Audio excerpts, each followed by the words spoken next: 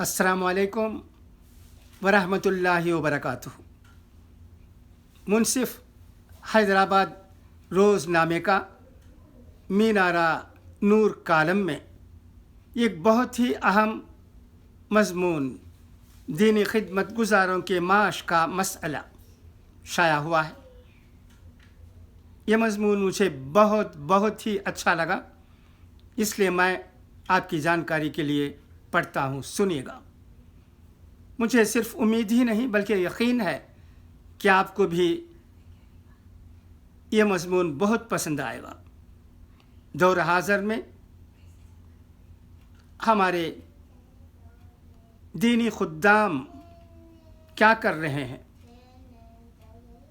ان کی کیا حالت ہے، اس پر ایک اچھی تصویر کھینچی گئی ہے مولانا خالد سیف اللہ رحمانی صاحب کی جانب سے۔ سنیے گا۔ ایک زمانہ تھا جب مسلم سماج میں علماء اور حفاظ کی بہت کمی تھی۔ نماز تراویح کے لیے لوگ کئی ماہ پہلے سے حافظ کو تلاش کرتے تھے اور تراویح پڑھنے والوں کو بڑے ناز و انداز اور مطالبات ہوتے تھے۔ علماء تو بہت ہی کم ہوتے تھے۔ ایک متوسط درجے کے شہر میں علماء کی تعداد اتنی کم ہوتی تھی کہ انگلیوں پر گنا جا سکتا تھا۔ بیشتر مسجدوں میں صرف حافظ امام ملتے تھے۔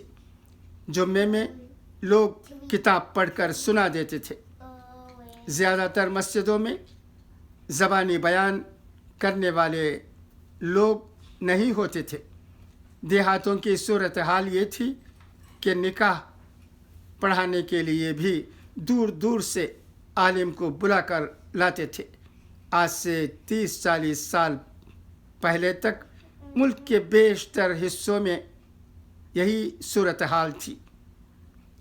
مدارس کم تھے اور دارالاقامہ والے مدارس اور کم تھے، اور وہ اقامتی مدارس جن میں عالمیت تک مکمل تعلیم ہو بہت ہی کم تھے۔ پورے ریاست میں چند مدارس ہوتے تھے۔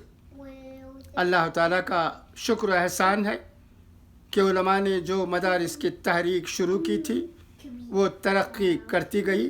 آج چھوٹے شہروں میں بھی علماء کی اچھی خاصی تعداد موجود ہے۔ قصبات اور بڑے دیہاتوں میں بھی علماء علم کی روشنی پھیلانے کا کام کر رہے ہیں۔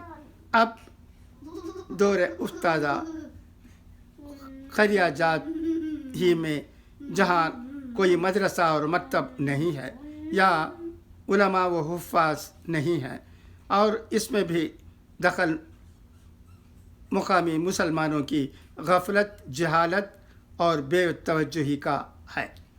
یہ کہنا مقامی مسلمانوں کی غفلت، جہالت اور بے توجہی کا ہے، یہ کہنا غلط نہیں ہوگا کہ اب بڑے بلکہ متوسط شہروں میں بھی ضرورت سے زیادہ مدارس قائم ہو گئے ہیں۔ مثلا فرض کیجئے کہ کسی شہر میں 25,000 مسلمان آباد ہوں تو وہاں زیادہ سے زیادہ 250 بچوں کے بارے میں امید رکھ سکتے ہیں کہ وہ حفظ قرآن مجید یا عالم کورس کی تعلیم حاصل کریں گے۔ یہ تعداد 2.5% ہوتی ہے، لیکن آج کل بہت سے علاقوں میں اتنے چھوٹے مدارس ہیں کہ ان میں 40-50 بلکہ 20-25 طلباء پڑھتے ہیں اور وہ ابتدائی درجات کی تعلیم حاصل کرتے ہیں۔ اگر دیانت کے ساتھ ایسے 5-6 مدارس کو جمع کر دیا جائے تو یہ مدرسائی کی تعداد بنتی ہے۔ یہ 30, 40 اور 50, 60 بچوں کی درسگاہوں کی کثرت کی وجہ سے وسائل ضائع ہوتے ہیں۔ چونکہ ہر ادارے میں کلاس کے اعتبار سے استاد رکھنا ہوتا ہے، چاہے کلاس میں 5 طالب علم ہوں یا 25، ہر ادارے میں منتظم اور طباخ کی ضرورت پیش آتی ہے۔ اگر 5 اداروں کو یکجا کر دیا جائے تو نصف سے بھی کم خرچ میں ان تمام طلباء کی تعلیم ہو سکتی ہے۔ اس کی وجہ سے مستحق مدارس کی آمدنی کم ہو جاتی ہے اور وہ اس موقف میں نہیں ہوتے کہ اساتذہ کو مناسب معاوضہ دیں اور سہولتیں فراہم کر سکیں۔ دوسری طرف تمام فارغین اپنا معاش مدرسہ اور مسجد ہی میں تلاش کرتے ہیں۔ یہ بھی مدارس کی معاشی کمزوری کی ایک وجہ ہے۔ بہرحال مدارس کی یہ کثرت مفید ہو یا نہیں اور مناسب ہو یا غیر مناسب، لیکن اتنا ضرور ہے کہ اس کی وجہ سے طلباء کی پہلے سے زیادہ تعداد بڑے مدارس میں پہنچتی ہے۔ پھر بڑے مدارس کا حال یہ ہے کہ ان کے یہاں تعلیمی مراحل کی تقسیم نہیں ہے جیسا کہ دنیا کے تمام تعلیمی نظام میں ہوا کرتی ہے۔ جو مدارس درس نظامی کہلاتے ہیں، عام طور پر ان میں تعلیم کی ابتدا عربی زبان کے گرامر کی ایک کتاب میزان الصرف سے ہوتی ہے۔ اب صورتحال یہ ہے کہ جس بچے نے میزان الصرف کی جماعت میں داخلہ لے لیا، اس کے لیے 2 ہی راستے ہیں، یا تو بخاری شریف تک پہنچے اور مکمل عالم و فاضل کی سند لے کر تعلیم کی دنیا سے باہر آئے، اور اگر اس کا ذہن ساتھ نہ دے یا گھریلو حالات ساتھ نہ دیں تو تھک ہار کر بیٹھ جائے، تعلیمی سلسلے کو منقطع کر دے اور اس حال میں مدرسے سے باہر آئے کہ اس کے پاس کوئی سند نہ ہو۔ اس کا نتیجہ ہے کہ سند یافتہ کم صلاحیت علماء کی تعداد بڑھتی جا رہی ہے۔ دوسری طرف بڑے مدارس کی شکایت بھی قائم ہے کہ ہمیں باصلاحیت اور با کردار اساتذہ نہیں ملتے۔ یہ بات بھی ظاہر ہے کہ معاش انسان کی بنیادی ضرورت ہے۔ کوئی شخص اس ضرورت سے مستغنی نہیں ہو سکتا۔ نہ حافظ، نہ مولوی، نہ عالم، نہ پیر۔ دنیا کی بعض قوموں میں یہ روایت ہے کہ ان کے مذہبی قائدین نہ شادی کرتے ہیں نہ کماتے ہیں، بلکہ وہ قوم کے نذرانوں پر اپنی زندگی گزارتے ہیں، اور جب شادی نہ ہو، بیوی بچے نہ ہوں تو یوں بھی ان کی ضروریات محدود ہو جاتی ہوں گی۔ ہمارے ملک میں کئی اکثر مذہبی گروہوں کا یہی حال ہے، لیکن اسلام ایسے توکل کا قائل نہیں ہے۔ اکابر صحابہ کرام، بڑے بڑے تابعین، فقہا و محدثین صنعت و تجارت کے ذریعے اپنی ضرورتیں پوری کرتے تھے اور اس کے ساتھ ساتھ دین کی خدمت بھی کرتے تھے۔ اسلام نے ہر ہنرمند اور باصلاحیت کو بیکار، کاہل اور سست مومن کے مقابلے بہتر قرار دیا ہے، لیکن دشواری یہ ہے کہ جب طلب کے مقابلے رسد بڑھ جائے اور کسی میدان میں جتنے افراد کار کی ضرورت ہو اس سے زیادہ افراد تیار ہونے لگے تو چیز سستی ہو جاتی ہے اور انسان کی قدر گھٹ جاتی ہے۔ اس وقت مدارس سے فارغ ہونے والے نئے فضلاء اسی صورتحال سے دو چار ہیں، ضرورت ایک کی ہوتی ہے اور کئی لوگ اس کے لیے اپنے آپ کو پیش کرتے ہیں۔ پھر اگلا مرحلہ یہ ہوتا ہے کہ عام طور پر اس کام کے لیے جس معاوضے کی ادائیگی کا رواج ہے اس سے بہت کم پر راضی ہو جاتے ہیں۔ اگر یہ راضی ہونا اللہ کے دین کی خدمت اور قرآن و سنت کے اشاعت کے جذبے سے ہو تب تو یہ فائدے کا سودا ہے، اور ایسا سوچنے والے لوگ بھی الحمدللہ موجود ہیں، اور من جانب باللہ لوگوں کے دلوں میں ان کی قدر بڑھ جاتی ہے، لیکن بہت سے لوگوں کی نیت اتنی بلند نہیں ہوتی اور وہ مجبوری سمجھ کر اس پر راضی ہو جاتے ہیں۔ وہ اپنی سوچ کے اعتبار سے دنیا کا نقصان بھی اٹھاتے ہیں اور اپنی نیت کے اعتبار سے آخرت کے نقصان کا بھی اندیشہ ہے۔ اس لیے نوجوان فضلاء میں شدت سے معاشی محرومی کا احساس پایا جاتا ہے۔ اس احساس کو کئی باتیں بڑھاتی ہیں۔ سب سے بڑا سبب یہ ہے کہ آج سے 40-50 سال پہلے پرائیویٹ ملازمتوں اور گورنمنٹ ملازمتوں کی تنخواہیں بھی کچھ بہت زیادہ نہیں تھیں۔ اب چونکہ ہندوستان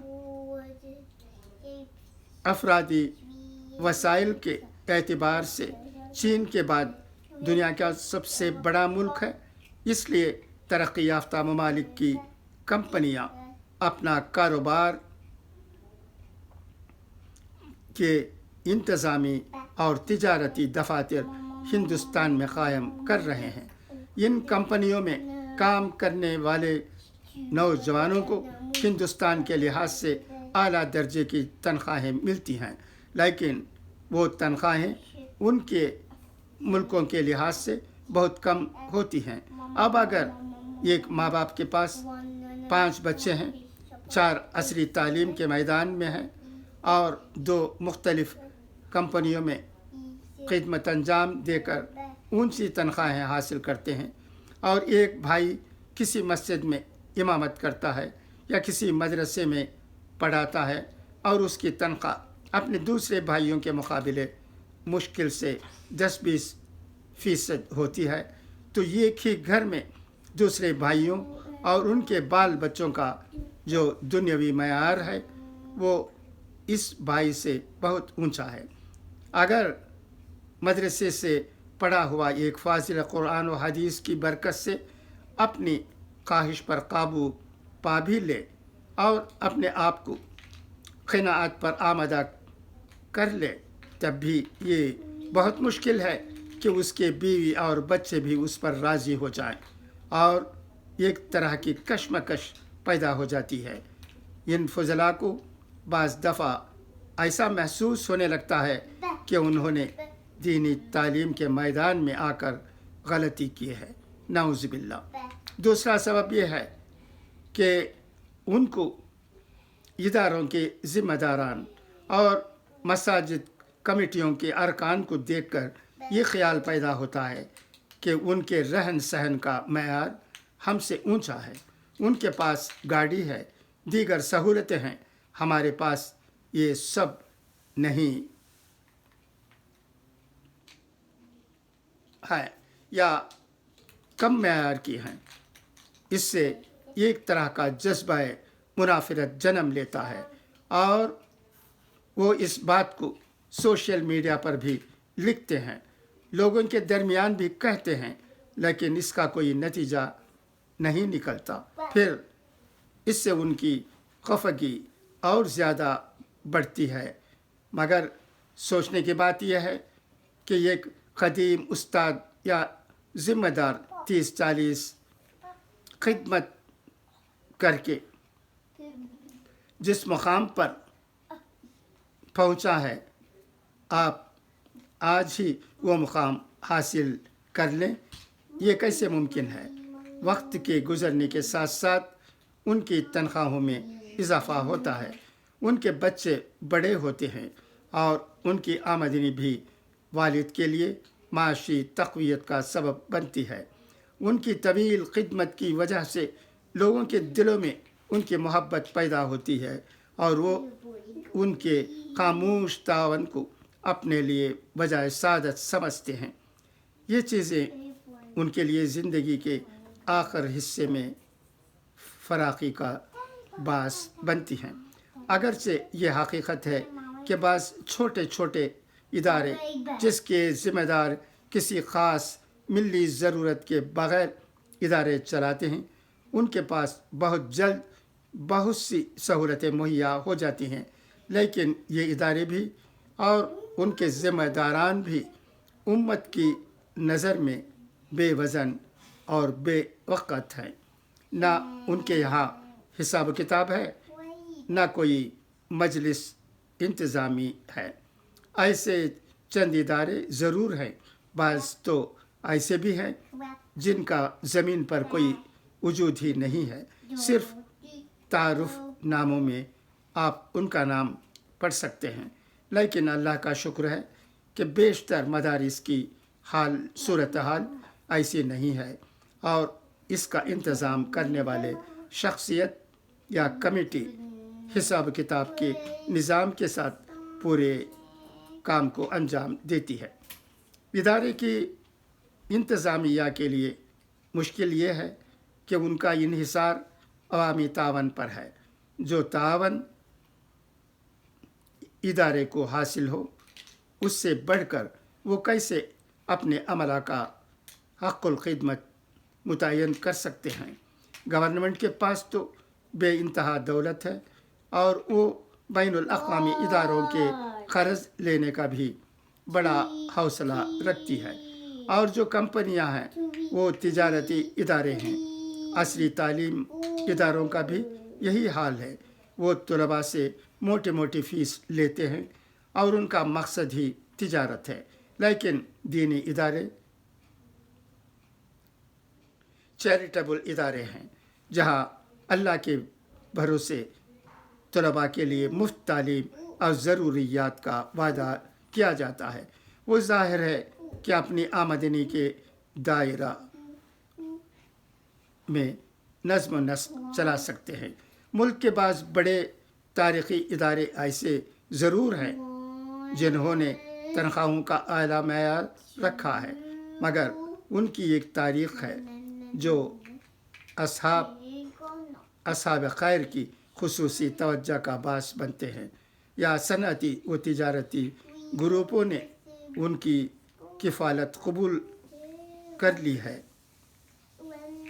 عام مدارس ان کی راہ پر نہیں چل سکتے۔ اس لیے یہ بات سمجھنی چاہیے کہ ہم نے جس راستے کا انتخاب کیا ہے وہ پھولوں کی سیج نہیں ہے، کانٹوں کا بستر ہے۔ یہ بادشاہوں اور عائش کوشوں کا راستہ نہیں ہے، یہ وارثین انبیاء کا راستہ ہے۔ ہمیں اسی ذہن کے ساتھ کام کرنا چاہیے۔ دوستو، آپ جانتے ہیں کہ آمبور میں بھی ایک زمانہ تھا چند سال پہلے، 30-40 سال پہلے تک باہر کے تمل بولنے والے شافی امام تراویح کی نماز کے لیے آمبور آتے تھے، آپ کو یاد ہوگا۔ اب معاملہ کچھ اور ہے۔ اب حفاظ کی ہمارے یہاں کمی نہیں ہے، مفتیوں کی بھی کمی نہیں ہے۔ عالم دین کافی تعداد میں 40-50 سال میں الحمدللہ پیدا ہوئے ہیں، خدا کا لاکھ لاکھ شکر ہے۔ اسی وقت انہیں جو کام چاہیے وہ نہیں مل پا رہا ہے۔ کس طرح ان ایمپلائمنٹ پرابلم کو علماء کے درمیان نپٹا جا سکتا ہے، اس پر بھی علماء کرام سوچ رہے ہیں۔ ایک مضمون میں نے جو آپ کے سامنے پڑھا ہے، اس میں مولانا بتاتے ہیں کہ 40-50 سال پہلے ہمارے ملک میں کیا حالت تھی۔ حفاظ کی، عالم دین کی، مفتیوں کی اب کیا حالت ہے۔ ان کا یہ مضمون آگے بھی آنے والا ہے، اور کتنے قسط میں آئے گا اس کا مجھے علم نہیں ہے، مگر میں اس رسالے پر نظر رکھوں گا، اور جیسے ہی ان کا دوسرا قسط پبلش ہوگا میں آپ کو پڑھ کر سناؤں گا۔ اچھا، تو اب اجازت، انشاءاللہ پھر ملاقات ہوگی۔ خدا حافظ، فی امان اللہ۔